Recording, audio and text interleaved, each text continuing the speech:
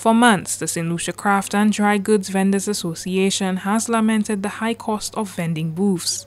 Vendors complain that they make little to no money during the tourism off-season, but are still expected to pay rent. Tourism Minister Dr. Ernest Hilaire is joining calls for a degree of discretion and flexibility in applying the rules to the vendors.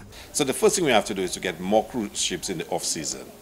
Now that's proving to be more and more difficult because a lot of the cruise ships are phasing out the smaller ships and going with larger ships. So you notice the ships are getting bigger and bigger and bigger.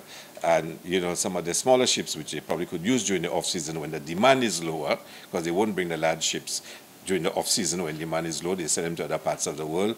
So they're now saying to us, those smaller ships, we can't have the high polluting ships, we need to get them out. The new standards in the industry requires, a certain amount of emission and carbon footprints and whatnot. So it becomes challenging. Dr. Hilaire says one alternative could be to charge vendors when there are cruise ships in the harbor. So if you're not making money on the day, I will not charge you.